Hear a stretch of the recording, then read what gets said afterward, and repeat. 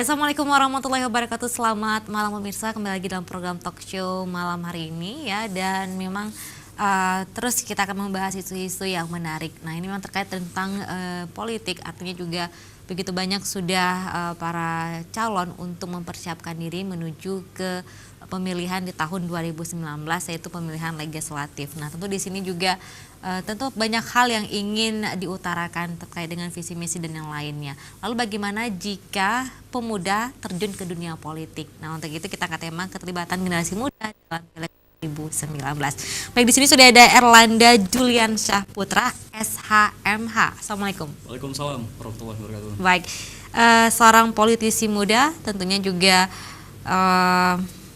cinta dengan dunia politik, artinya juga ingin membangkitkan bagaimana para pemuda bisa terlibat di dunia politik. Ya. Oke, ini Erlanda Juliansyah, saya panggilnya Erlanda saja ya. Oke, Erlanda. Artinya ini sebagai benar-benar masih muda sekali ya jika dibandingkan dengan yang lainnya. Biasanya untuk politik itu selalu digeluti oleh mereka-mereka yang sudah usianya sudah lanjut ya. Artinya wah, ternyata hari ini dan tahun ini juga ada loh seorang politisi muda yang bergemuruh di dunia politik. Mungkin punya pandangan seperti apa sih melihat politik ini dari sudut generasi muda ini? Oke, terima kasih sebelumnya Kak. Jadi memang generasi muda ini pada dekade waktu tahun 2000-an hingga sekarang, mereka ini memiliki kecakapan dalam hal komunikasi dan berinformasi. Baik. Mendapatkan informasi yang mudah karena memang mereka ini generasi yang bisa dikatakan generasi yang sangat tangkap dengan perkembangan informasi teknologi. Nah, di tahun 2018 ini ada perubahan paradigma berpikir daripada partai-partai politik hari ini. Kalau mungkin bisa dikatakan mungkin yang dikenal dengan generasi milenial ini menjadi salah satu magnet untuk bisa dilibatkan dalam mencapai elektabilitas partai politik itu sendiri. Tentu partai politik di sini tidak hanya menjual orang-orang muda saja. Mereka sangat selektif memilih orang-orang yang bisa dikatakan memiliki kapasitas untuk bisa dijual ke partai politik. Dan ini tentu iklim yang positif melibatkan anak muda langsung ke dalam politik. Karena memang anak muda yang mengenal teknologi ini cenderung mereka ini sebenarnya apatis. Namun mereka sangat komunikatif dan interaktif. Mereka bebas melakukan gagasan berekspresi, memperlihatkan cara mereka mengungkapkan rasa pikiran itu kepada masyarakat hari ini melalui sosial media. Mereka ini generasi-generasi yang sebenarnya bisa dikatakan generasi yang memang bisa mendapatkan sumber informasi lebih cepat dari generasi-generasi sebelumnya. Mereka cepat belajar, mereka cepat beradaptasi, dan mereka sangat kepo mengetahui informasi itu langsung pada saat mereka itu penasaran itu. Mereka ingin mengetahui apa sebenarnya visi misi daripada para calon seperti itu. Dan ini tidak didapatkan pada dekade waktu 10 tahun belakangan. Dan ini ada perubahan yang besar, mindset yang besar dari masyarakat untuk bisa melibatkan anak muda langsung terjun ke partai politik seperti itu. Oke. Nah, itu menurut pandangan dari Erlanda sendiri melihat dunia politik ya dari pandangan generasi muda. Nah, tapi kesibukan selama ini apa sih sehingga mengapa bisa terlibat di dunia politik? Baik, kalau saya kan sebenarnya alhamdulillah selama 4 tahun belakangan ini setelah menyelesaikan studi S2, saya menjadi staf ahli anggota Komisi 3 DPR RI yang membidangi bidang hukum, HAM, dan keamanan. Selama itu juga saya sering mendapatkan informasi, mendapatkan pengalaman bagaimana cara kita untuk bisa membuat suatu peraturan produk undang-undang yang memang sangat menyerap aspirasi masyarakat gitu. Nah, jadi pengalaman itu yang saya dapatkan untuk kita bisa coba aplikasikan ke daerah kita sendiri. Nah, salah satu hal yang terpenting menurut saya pernah menjadi salah satu tim perumus rancangan undang-undang kewirausahaan nasional. Tim perumus rancangan undang-undang kewirausahaan nasional. Kewirausahaan nasional. Iya. Kenapa kewirausahaan nasional itu didorong oleh pemerintah? Karena memang pada saat ini jumlah pengangguran ini, angka jobless ini sangat tinggi. Jadi mereka yang selama ini coba untuk bisa bekerja setelah tamat kuliah, ternyata lapangan pekerjaan sangat tidak memadai bagi mereka. Ada perubahan perilaku daripada anak muda sekarang melihat lapangan pekerjaan itu dalam skup pandangan yang dulunya terbatas, sekarang lebih luas. Kalau dulu mungkin ramai orang Aceh ini berpandangan PNS itu, apalagi ini sekarang lagi musim PNS nih. Nah, jadi PNS itu sebagai salah satu jaminan hidup masa depan. Tapi di beberapa wilayah selain Aceh itu perusahaan ataupun startup itu, wirausaha itu menjadi hal yang menarik bagi mereka. Kalau di Jakarta misalnya, mereka itu lebih bergengsi bekerja di perusahaan startup, Bukalapak, Lazada, Tokopedia, Gojek, Grab dan sebagainya, dengan gaji yang fantastis, dan mereka juga tidak perlu kerja lebih berat tuh, datang pagi, tidak perlu mengeluarkan energi cukup besar juga. Iya, benar. Dan ini saya pikir cocok kita terapkan di Aceh. Kita hadirkan kanun kewirausahaan Aceh. Kita dorong ini sebagai jaminan untuk anak muda bisa bekerja. Sembari dia menyelesaikan studi dan mencari pekerjaan, mereka juga mendapatkan alternatif. Misalnya saya ingin sampaikan seperti ini, Kak.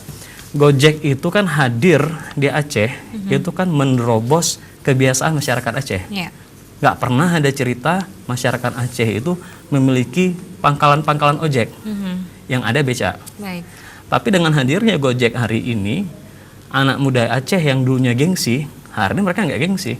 Mereka pergunakan Gojek untuk sarana moda transportasi. Mereka gunakan Gojek untuk bisa melakukan ekspansi bisnisnya hari ini.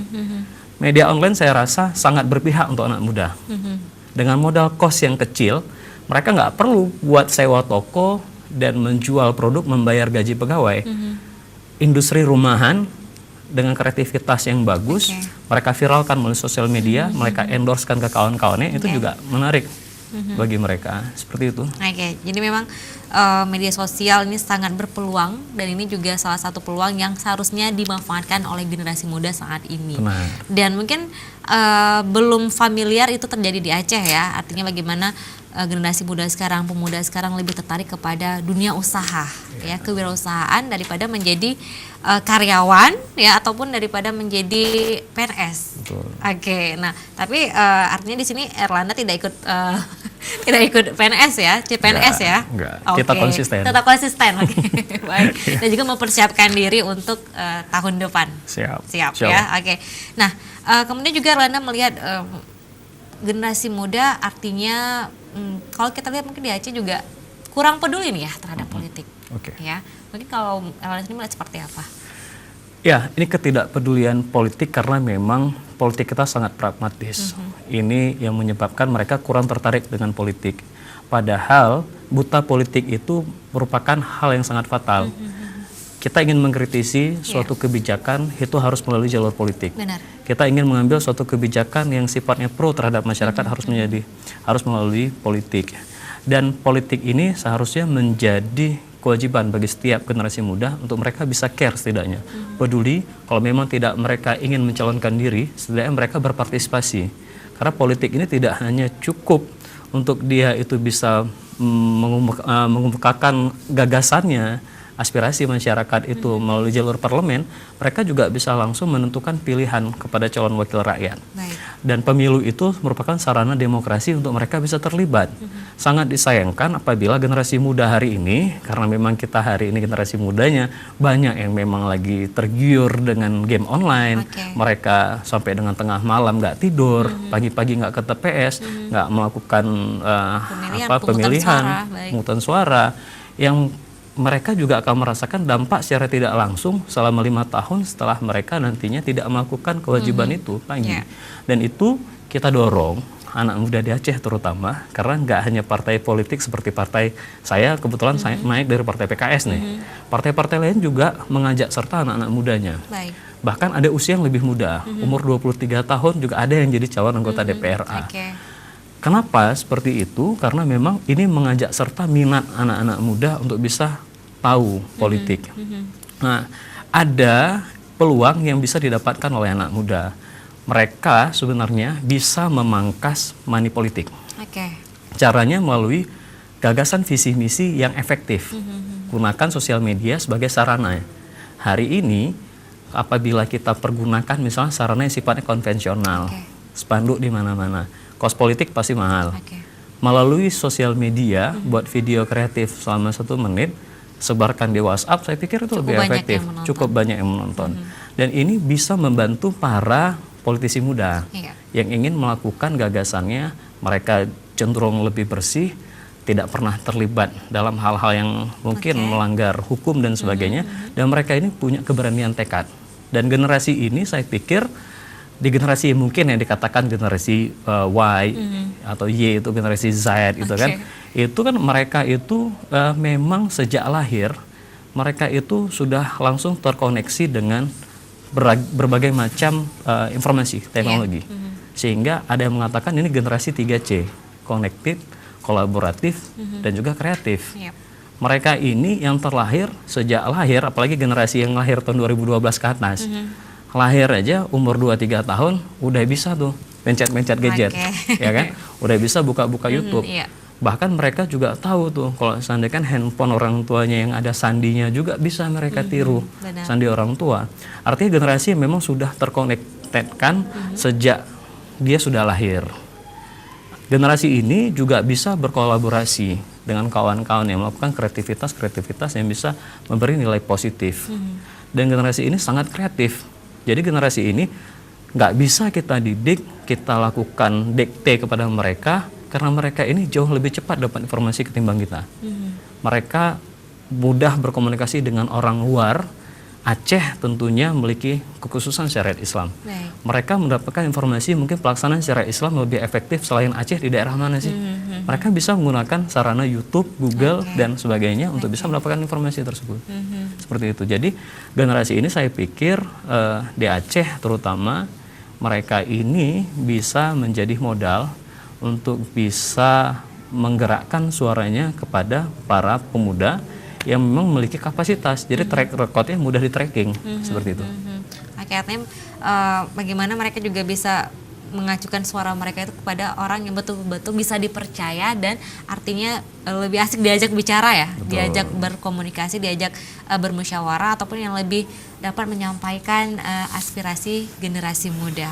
Bagaimana juga generasi muda saat ini tidak lagi banyaknya pengangguran, ya, artinya mengurangi pengangguran di Aceh. Kemudian juga bagaimana generasi di Aceh ini bisa lebih kreatif, itu yang lebih penting. Ya, juga membandingkan dengan generasi-generasi di provinsi lain lah bagaimana gitu ya. Artinya juga Aceh juga tidak ketinggalan. Aceh juga punya potensi yang luar biasa yang mungkin perlu sedikit saja ya dipoles sehingga juga bisa bersaing dengan provinsi-provinsi yang lainnya. Ya. Mungkin Erlanda sendiri punya catatan tidak bagaimana mungkin generasi muda di provinsi lain menguasai dunia politik, artinya bagaimana mereka juga dipilih oleh generasi muda yang lainnya. Tapi nanti dijawab, kita akan break sejenak, usai jeda berikutnya tetap bersama kami dalam program Talk Show.